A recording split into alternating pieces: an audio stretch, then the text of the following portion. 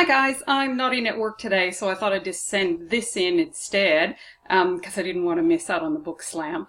So what I'm going to do in this little video is I'm not going to talk to you about books that you should read. I'm going to tell you about the books I'm reading this summer.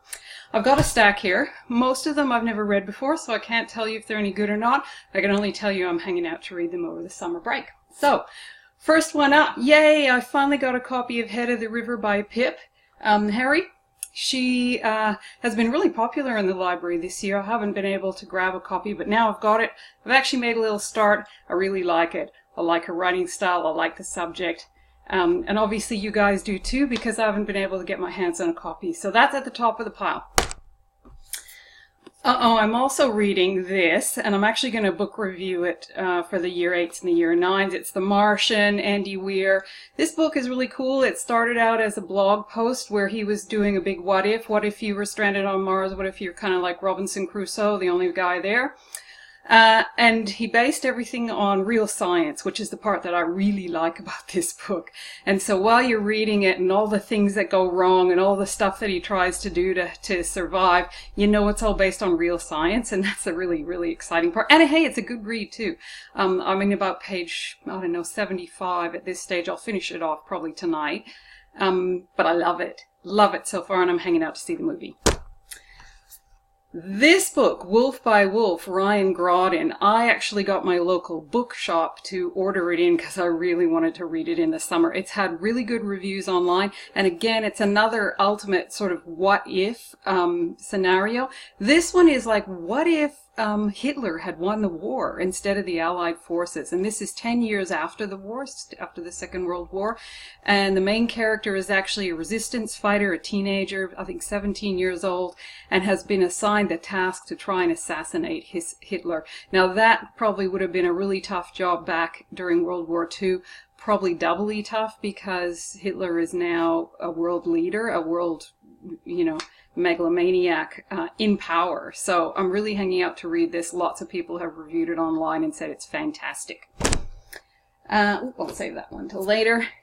Ta-da! Spud. This is actually the last of the Spud installment. I've only read the first one, so I'm cheating a little bit, but I'm jumping right to the end because I want to see what happened. I don't have time to read the whole series, but I want to see how it ends up. It's really funny. If you like a good bit of humor, this is it. It's private boys' school. It's the stuff that goes on, just like here.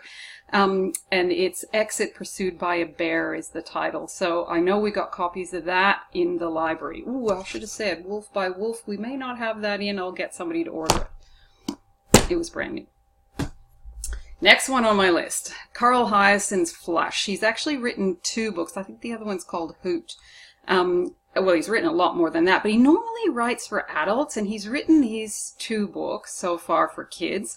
I haven't read either of them. Lots of my friends have. They all rave about them. Carl Hiaasen's adult books are fantastic. He's a mystery writer, but he's got incredible wit. These are meant to be funny. This one actually has an environmental theme, and that interests me, so I am really looking forward to reading Flush.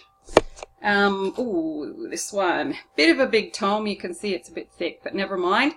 When you open it up inside, the print is rather large, so I think I'll be able to knock that over in a few days. This is The Screaming Staircase by Jonathan Stroud, and it's Lockwood and Company. It's a mystery. It's one of those things that they call gaslight mysteries because it's meant to have taken place, before electricity was invented, so it's got all those dark alleys and all the Sherlock Holmes kind of feel to it. I love Sherlock Holmes. I'm hanging out. There's a movie coming out in January, by the way, a Sherlock Holmes special.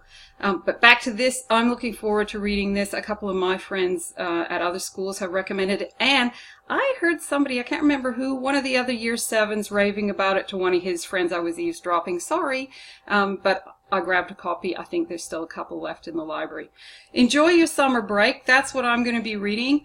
Hopefully you're going to grab a few books, read them in the read them in the car, read them when you go fly off to some place where you get a bit of skiing in. Take a little bit of time down the beach, okay? Enjoy yourselves. Have a really great summer. Talk to you next year.